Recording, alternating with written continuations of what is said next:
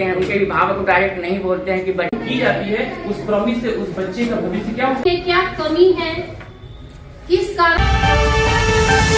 बोलते हैं, उनके अभिभावक को डायरेक्ट नहीं बोलते हैं कि बच्चा कहते हैं आपके बच्चे को सुनने में कोई कठिनाई हो रही है या चलने में कठिनाई हो रही है या सामान्य बच्चों की अपेक्षा काम करने में कोई कठिनाई हो रही है या नहीं हो रही है। हम ये कहते हैं, डायरेक्ट ये नहीं कहते हैं कि आपका बच्चा ये विज्ञान है, इसलिए कि वो हमारे समाज का ही एक अंग है। हमारे भाई चलते हैं, मेरी बहन चलती है, माँ से कुछ भी हो सकती है, तो वो अच्छा नहीं लगेगा अगर आपके समाज में इस तरह की बात हो। और दूसरी चीज है कि अभी ये आम अवधारणा बन गई है कि अगर कोई घर में बच्चे इस तरह से होते हैं तो वो बताना नहीं चाहते हैं कि हमारे घर में श्रेणी के बच्चे हैं, क्या है वो बताना नहीं चाहते हैं। देख रही हैं क्या,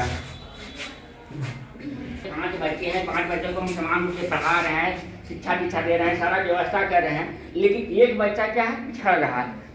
प्रज्ञा शक्ति, प्रज्ञा का मतलब ही क्या होता है कि जब हम अपने क्लासरूम में अगर हम बच्चे को पढ़ाते हैं तो हम उसके ज्ञान को परखते हैं कि ये बच्चा किस प्रकार पढ़ा रहा है, किस प्रकार पढ़ रहा है, कितना उसमें ज्ञान है, नहीं है, क्या कमी है, किस कारण वो आगे नहीं बढ़ पा रहा है, हम हर चीज को नोटिस करते हैं। तो वैसे वैसे विभाग को उन्होंने सिलेक्ट किया है, वैसे वैसे बच्चों का चुनाव करना है। जो है ये आपको पेज बाय पेज जो है आपको पीडीएफ में मिलेगा और हर टॉपिक को आप लोग समझ सकती हैं। जब पढ़ने के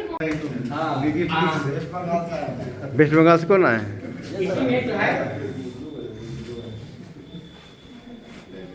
इसी में जो है उसमें अवलोकन करना, वीडियो में सब आ जाएगा, देखिएगा। तो इसमें ये कहना है कि हम ऐसे अब बोलचाल की भाषा में मतलब